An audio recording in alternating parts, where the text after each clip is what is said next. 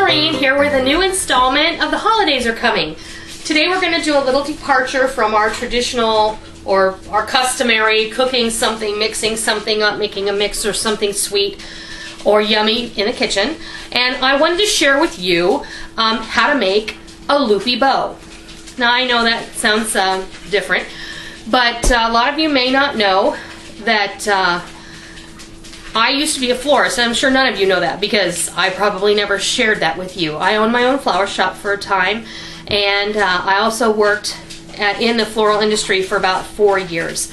And in that time, you pick up a lot of things, but my mom actually taught me how to make bows a very long time ago. When you work in a flower shop, you get really good at making bows.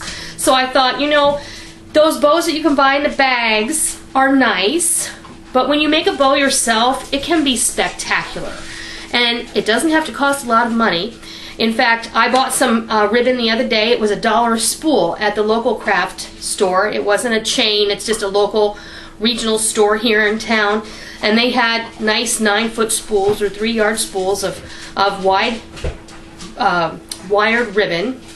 And they were $1 a piece. Now, one spool of that ribbon makes one nice loopy bow. And I'm going to bring you over here, and what I'm going to do is, so you can see how it's done as if you were looking at it. I'm going to have Rick standing behind me filming it so you can see how it's done when you're looking at it. So there's no switching or saying from your left or my left.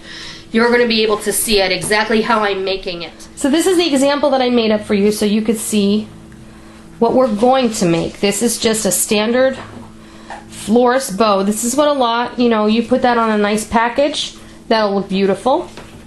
You can use this to decorate your garlands or your wreaths with.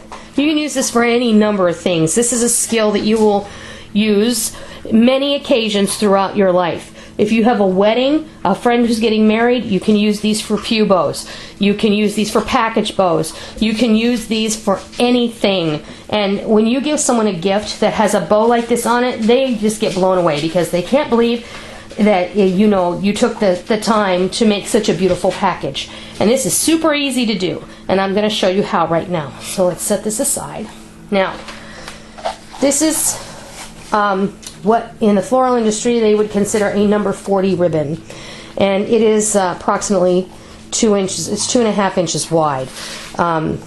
What you're going to do, you're going to start with your tail. This would be where you start, is at the end. So we're going to take the tail and we're going to make it as long as you want it, and then you're going to make your loops. You're going to squish them together in the center. Make sure that your pattern is on the outside. Then you're going to take your ribbon. Your ribbon is one-sided, which means that your design is only on it's one-faced. It's not double-faced, which means the pattern is only on one side. So you're going to want to twist so your pattern is on the same side. Bring it out.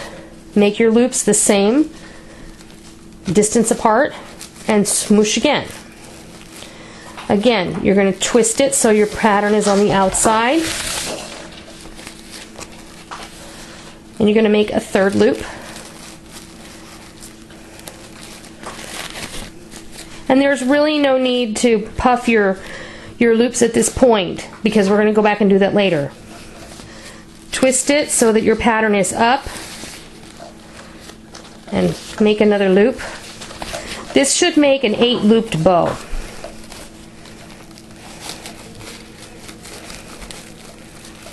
Now, after you make 4 loops, meaning 2 on each side, this is where you're going to make your center loop. You're going to twist it, you're going to bring it up, you're going to make it very short. See there? I made it very short. I'm just kind of sticking it into my thumb and smush it into itself. And then the only time you really need to make sure that this loop kind of sits there like that. Twist again,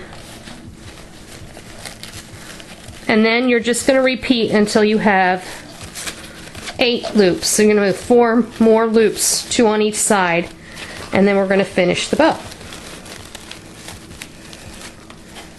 Remember to twist so your pattern is up.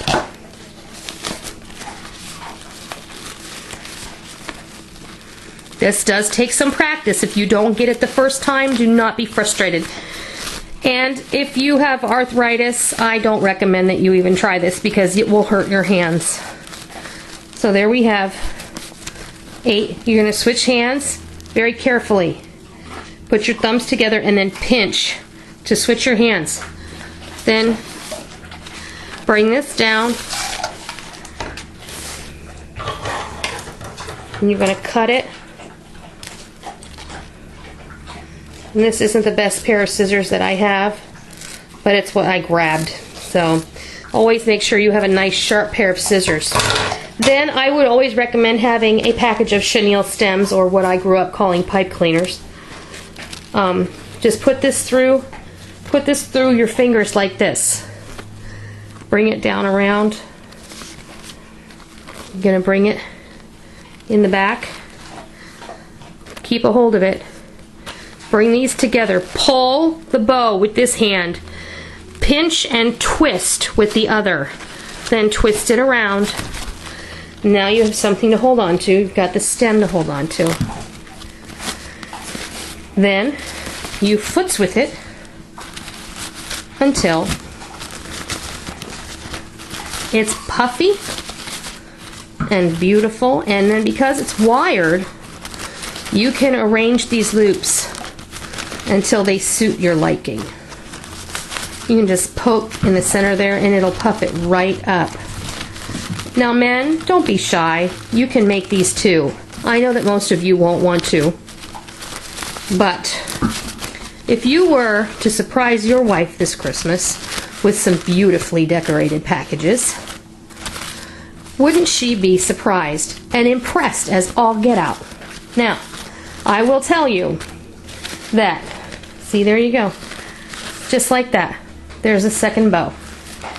You can go to Michael's or your local flower shop and they will be very happy to sell you a bow just like this. It's pre-made and ready to go for $5. Why would you want to spend $5 on that when you spent $1 on the ribbon and about a penny on that pipe cleaner? So, there you have it. 2 holiday bows. Sorry, I didn't mean to poke that in your face like that. Really simple, really beautiful, and a skill that everyone should know, in my opinion. I hope you give this a try.